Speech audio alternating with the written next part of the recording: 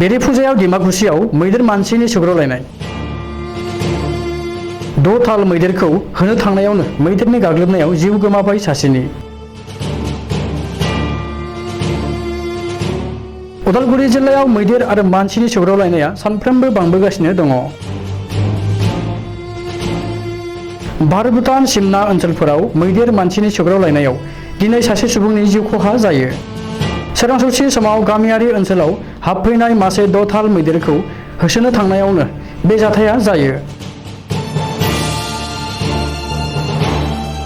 गावनि न'निफ्राय एसे जानगाराव गाथाबना बुथारो बेरगावनि डिमाकुसि थानानि सिङाव थानाय धर्मजुलिनि रन्ति राजबंशी मुंनि सासे सुबुंखौ। हाग्रा बिफाननि दोमैलु आखुनि थाखायनो भारत भुटान सिमना ओनसोलाव बेबायदि जाथाया सानफ्रोमबो जानो मोनदों होननानै रायजोफोरा अजद दैखांदों।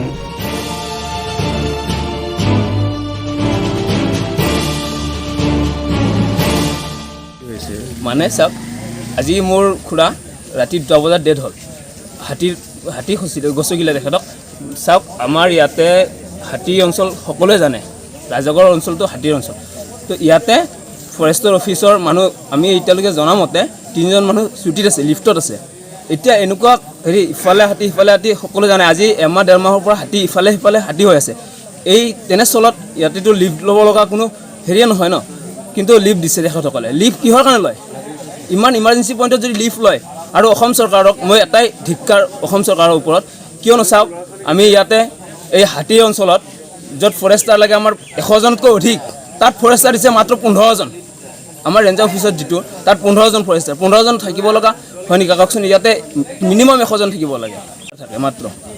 আৰু তাৰে মাজত 15জনৰ যদি 3জন লিফ্টত থাকে 12জনে কি ডিউটি কৰিব? 6জনে ইফালে যাব, 6জনে সিফালে যাব, আৰু বাকীখিনিত কোনে ডিউটি কৰিব?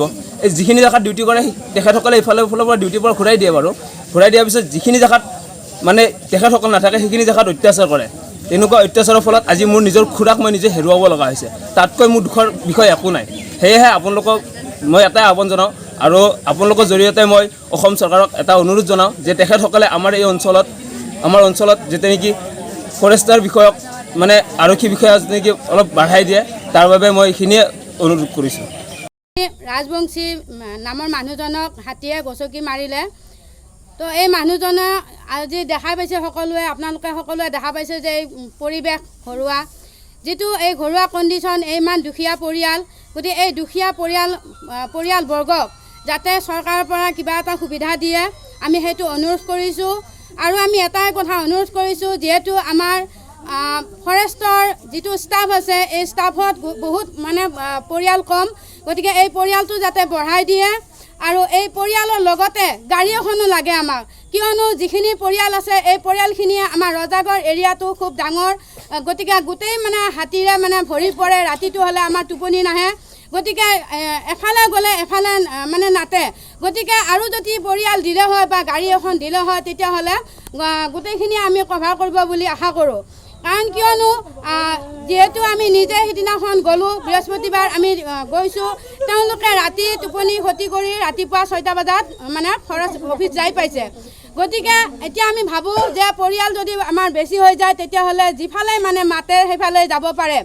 গতিকে আমি অনুৰোধ কৰিছোঁ যাতে অতি সোনকালে আমাৰ এই ফৰেষ্ট ডিপাৰ্টমেণ্টত আমাৰ যাতে এই পৰিয়াল আমাৰ বঢ়াই দিয়ে, আৰু আমাৰ লোকেল পৰিয়াল হ'লে বেছি ভাল হয়। কিয়নো বাহিৰা জেগাৰ পৰিয়ালে আমাৰ হাতীৰ কাৰণে খুব ভয় কৰে, কাৰণ হাতী ওলালে সিহঁতে আহে, নাহা নহয়, মাতিলে আহে, কিন্তু ৰাস্তাৰ পৰা সিহঁতে পথাৰলৈ যাব ভয় কৰে। গতিকে আমাৰ লোকেল মানুহখিনি যিহেতু হাতীৰ লগতে মানে ডাঙৰ হোৱা বুলি আমি ভাবোঁ, গতিকে সেই পৰিয়ালখিনিয়ে মানে হাতীৰ মানে ৰক্ষণাবেক্ষণ দিব বুলি আমি সম্পূৰ্ণ বিশ্বাস কৰোঁ।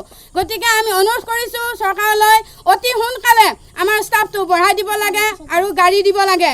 কিয়নো এনেকুৱাকৈ আমাৰ বহুখিনি পৰিয়াল আগতে আমাৰ ঢুকাই গৈছে, আৰু এতিয়াও ঢুকাই আছে, আৰু ভৱিষ্যতেও এনেকুৱা হৈ থাকিব।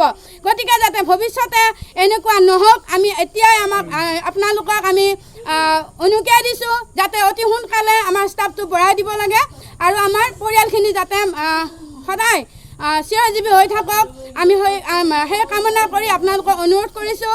আৰু এই যি পৰিয়ালবৰ্গ আজি শোকত মানে ভুক্তভোগী হৈ আছে যাতে এই পৰিয়ালটোৱে বা এই বিধৱা মহিলাজনীয়ে কিবা এটা সুবিধা পায় চৰকাৰৰ পৰা। যিকোনো সুবিধাই নহওক আমি দিয়াটো কামনা কৰোঁ, কিয়নো যিহেতু তেওঁলোক দুখীয়া পৰিয়াল, এদিন হাজিৰা নকৰিলে খাব নাপায়। হয় আমি গম পাওঁ যে হাতী আৰু মাখি উপস্থিত আছোঁ আৰু এতিয়া দেখা পাইছোঁ হাতীয়ে ৰাতি খাদ্য সন্ধানত ওলাই আহি আমাৰ বৰ্ণালী অভয়াৰণ্যৰ পৰা এই ঘৰ মানুহক যিটো মুৰব্বী হয় ৰন্তি ৰাজবংশী নামৰ মানুহজনক হাতীয়ে বাটত ওলাই যাওঁত মানে খেদি লৈ মাৰিছে, গচকি মাৰিছে। গতিকে বহুত অনুতাপৰ কথা। আমি হয়তো এই ফৰেষ্ট ডিপাৰ্টমেণ্টৰ এৰিয়াৰ আশে পাশে গাঁৱত ধৰমজুলি জংঘলত বসবাস কৰা ৰাইজ, গতিকে চৰকাৰেও এইটো ব্যৱস্থা লোৱাৰ কাৰণে আমি ব্যৱস্থা লৈ আছোঁ। EM ছাৰ আহিব, EM ছাৰক আমি অৱগত কৰাম, গতিকে এইখিনি যাতে 2-4টা চুবুৰীত এক্সট্ৰা গাড়ীৰ ব্যৱস্থা কৰি দিয়ে, যাতে হাতী আহিলে খেদাৰ ব্যৱস্থা এখন হয়, আমি অৱগত কৰাম। গতিকে এইখিনিয়ে মই বেছি নকওঁ। আজি আপোনাৰ 15 দিনৰ পৰা এই বনৰীয়া হাতীৰ জাকটোৱে বনা অঞ্চলৰ পৰা জনা অঞ্চলত আহি ইতিমধ্যে বহু ঘৰ দুৱাৰ ভাঙি লণ্ডভণ্ড কৰাৰ লগতে ইতিমধ্যে এজন পাৰিছোঁ এই ডিমাকুছী ৰাজাগড় শুক্লাই ভালাপ নাই ব্যৱস্থা লৈ আছোঁ। আমি EM ছাৰক অৱগত কৰাইছোঁ। EM ছাৰে হয়তো ইয়াৰ ব্যৱস্থা ল'ব অতি সোনকালে। আমি আজিও আহিব, EM ছাৰ আহিলে আমি জনাম যে ইয়াত সোনকালে অতি সোনকালে আপোনালোকে ষ্টাফৰ ব্যৱস্থাও কৰি দিব লাগে আৰু আমাৰ ইয়াতে গাড়ীৰো ব্যৱস্থা কৰি দিব লাগে, যাতে হাতী আহিলে সোনকালে হাতীটো খেদিব পৰা যায়। আৰু ধৰক বানপানীৰ ফলত আমাৰ যিটো বানপানী হয়, বানপানীৰ ফলত হাতীবিলাক পাহাৰে পাহাৰে গুচি আহে, য'ত ওখ ঠাই আছে। আমাৰ ইয়াতে ধৰক বৰ্ণালী অভয়াৰণ্য ওখ ঠাই, ইয়াতে বানপানী কম হয়, সেই ক্ষেত্ৰত ইয়াতে হাতীৰ জাকটো বেছি বৰ্তমান। গতিকে এইটো হাতীৰ জাকটো হয়তো মানুহেতো খেদিব নোৱাৰে, কিন্তু সেইটো প্ৰাকৃতিক বস্তু, এইটো নিজে নিজে গুচি যাব। হয়তো ব্যৱস্থা আমি সতৰ্ক থাকিব লাগিব ৰাইজ, যেতিয়া হাতী আহে আমি অলপ সতৰ্ক অৱলম্বন কৰিব লাগিব ৰাইজে। বৰ্তমান পৰিৱৰ্তনকামী বিজেপি নাই বন বিভাগক ফোন কৰাৰ লগে লগে তেওঁলোক আহি যায়, যিখিনি তেওঁলোকৰ মানে দায়িত্ব কৰ্তব্য এইখিনি কৰে। হয়তো আমাৰ ধৰক ধৰমজুলি গাঁওখন ইয়াৰ পৰা কমচে কম বৰ্ণালী অভয়াৰণ্য প্ৰায় 3 কিলোমিটাৰ দূৰ হ'ব। আহোঁতে অলপ সময় লাগে, তেওঁলোক ৰাতিৰ কথাটো অলপ সময় লাগে। গতিকে আমি ওপৰ মহলক অৱগত কৰাম, যাতে ষ্টাফটো বঢ়াই দিয়ে বা গাড়ীৰ বা এম্বুলেঞ্চৰ ব্যৱস্থা কৰে, সেইটো আমি জনাম, অৱগত কৰাম EM ছাৰক।